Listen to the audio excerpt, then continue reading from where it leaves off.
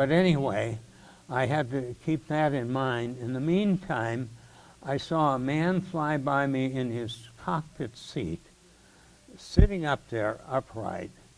And people say, well, you had an hallucination. It could be. I don't know if this was a real man or just a dream, but it went by me with no movement on it.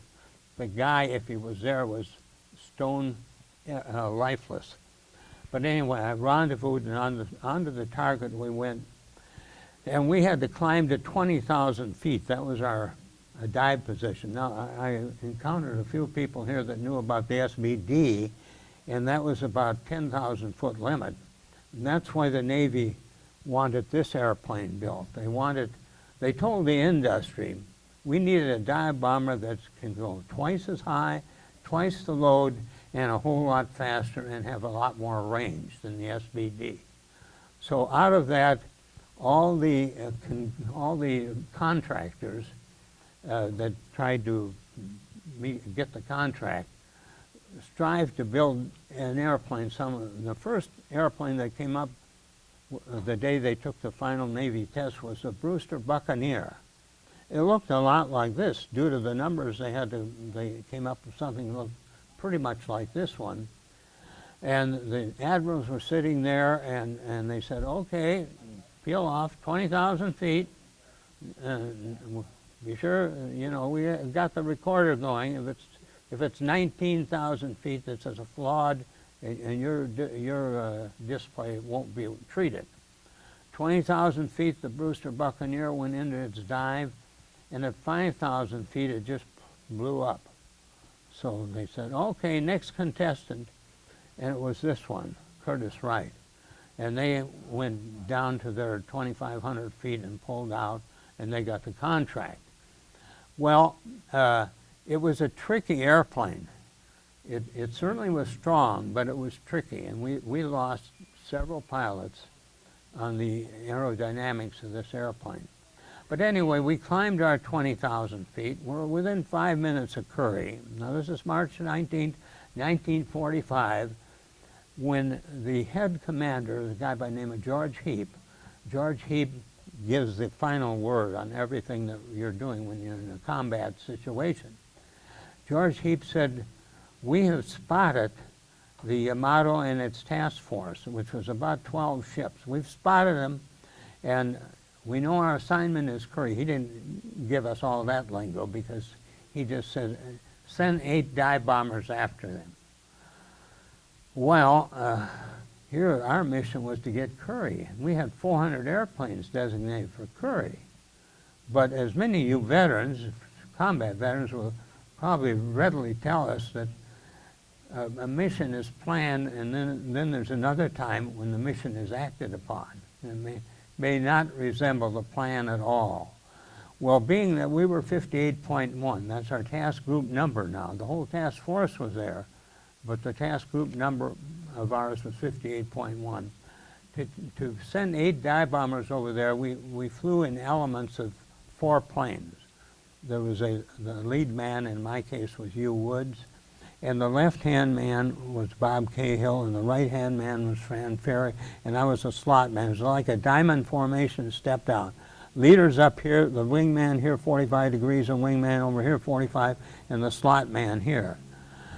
Now, when normally, if we had a normal attack, we would, the commander, in our case, Hugh Wood, we wouldn't use a radio. He'd tell his gunner to raise his right hand, and that meant he was going to have a right echelon. So they'd drop all these planes down, and when the guy on the left side started to cross, I'd jump on his wing, and so we had an echelon.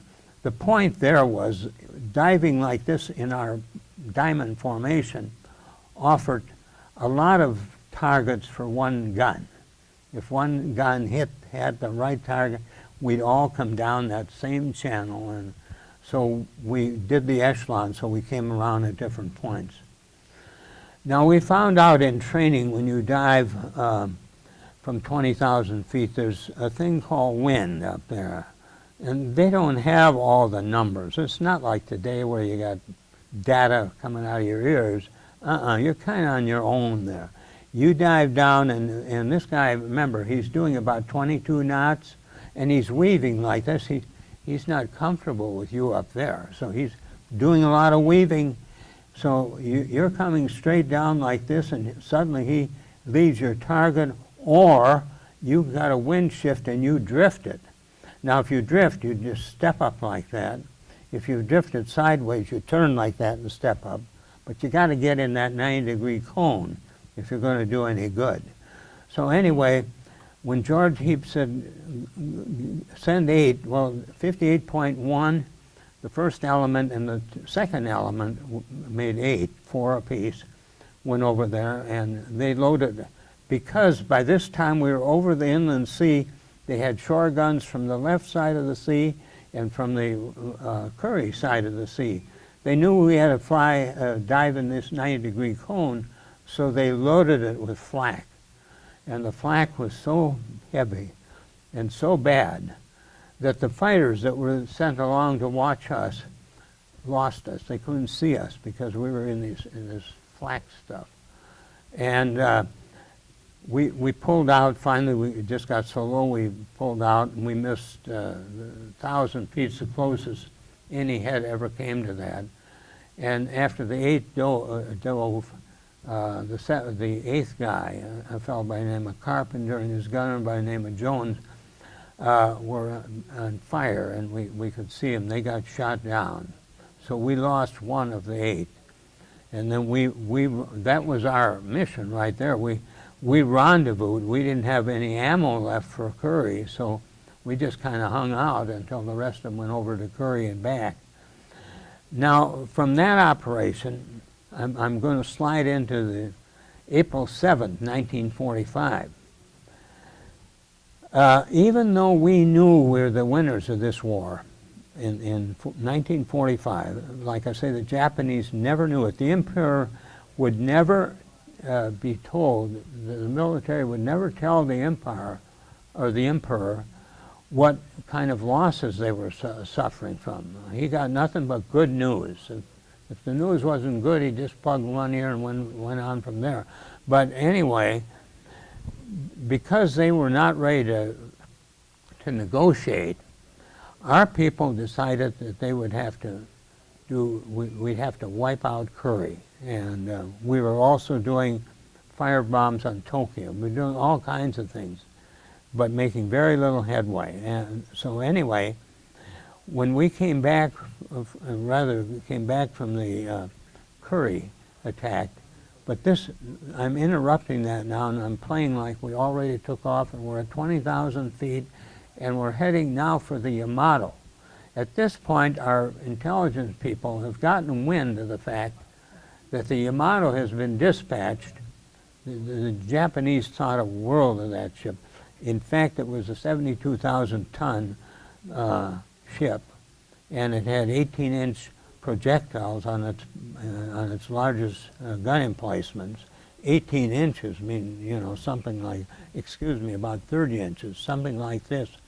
They could shoot those 30 miles and had done away with the battleship war because our ships could only shoot about 10 miles. But nevertheless, with heading now for the Yamato, we had information, and this turned out to be absolutely right. The Japanese came up with this scheme. The military was pretty well convinced they'd had it, so they came up with this scheme.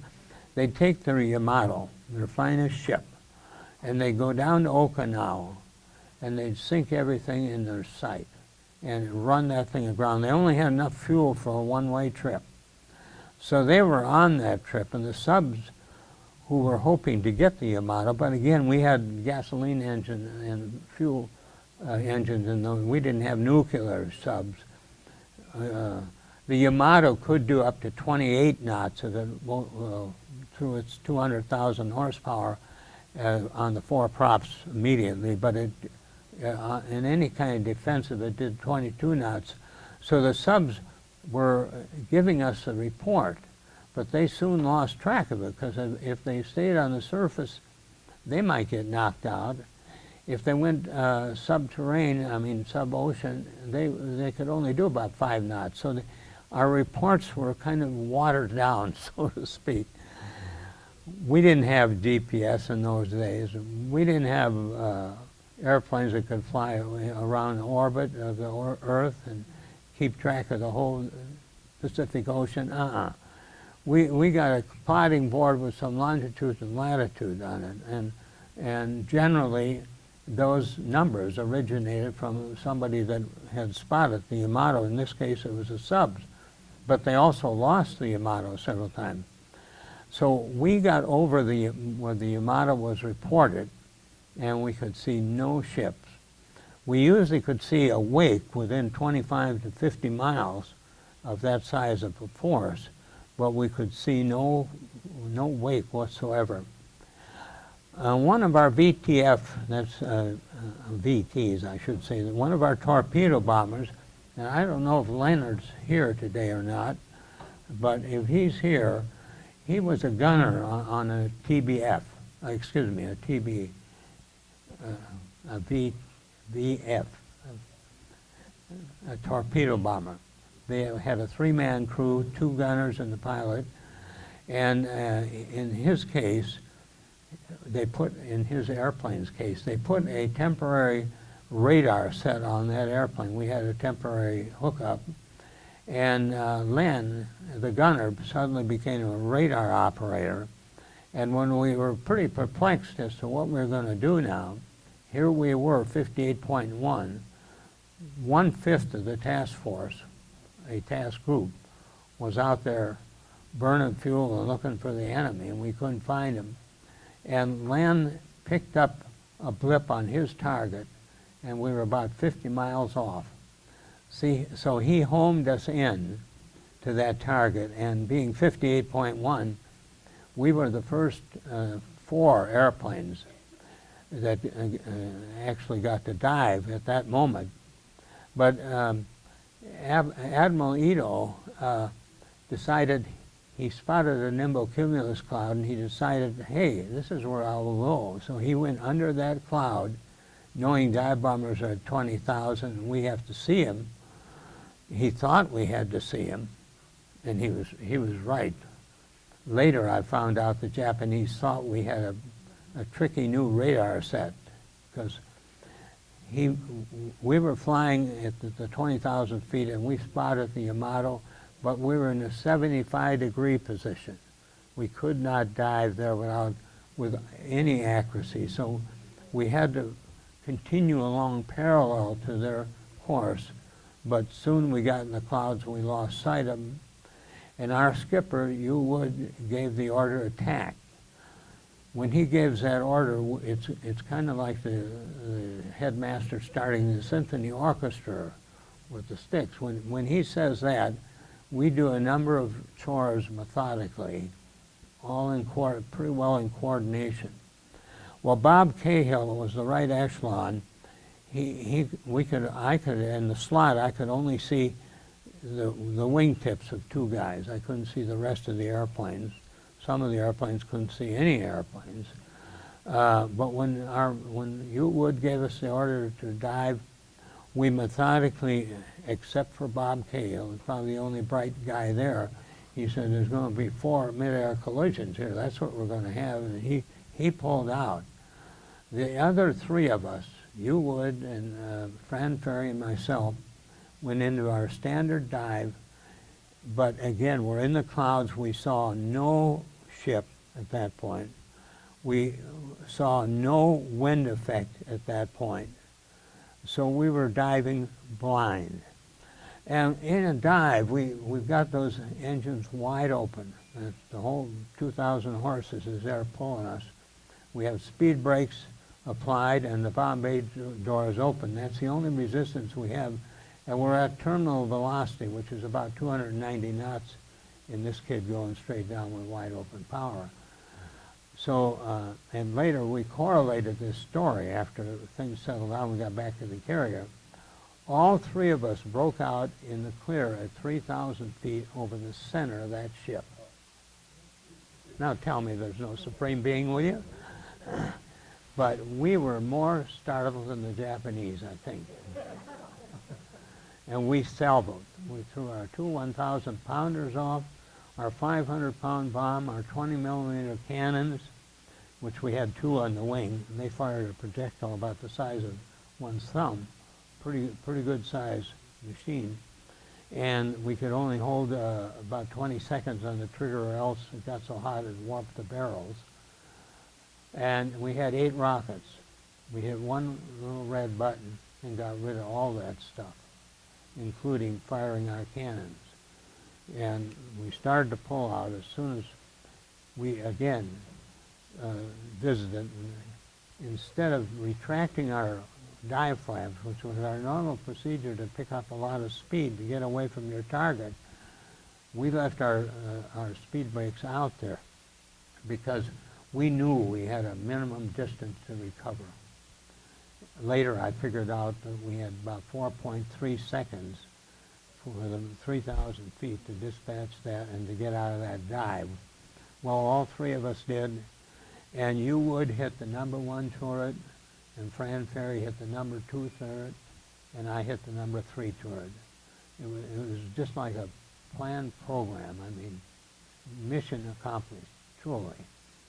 And those guns, when they're non-operable, those 3 gun emplacements, that ship is just about out of business as far as its combat worthiness. Those guns, turrets, were so heavy, the Japanese didn't attach them because they had 45 airtight watertight compartments. They never thought it would be a sinkable ship. And our planners had told us, the torpedo bombers particularly, dive bombers, as torpedoes say, put the holes in the top, and the torpedoes put the sides of the water in the ship. So the planners said, well, we want all the hits on one side. Well, as far as I know, and this could include other hits too, but we put 13 torpedoes in the side of that ship.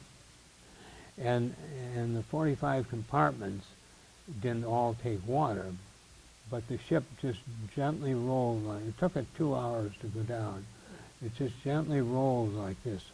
And when it got on its back, all 3 of those turrets fell out of the ship. When the guys looking for the wreck, they thought they couldn't find it because they found the turrets. It was still going to some speed. And they found the turrets. And then when they found those in the order, then they began to think, well, my golly, we've really spotted it. So those, the rest of the Task Force 58 or 38, which depending on who the flag was, completed their mission. Some of them got over, and we read accounts where dive bombers and fighters were flying over there in mobs. Well, that wasn't us, because when we were there, we were the only Tigers there, and we weren't flying over them 1 second longer than we had to. But the ship was sunk, and now when I gave this account to another group, unknown to me, and I don't know if the Japanese government was the author of this, or if the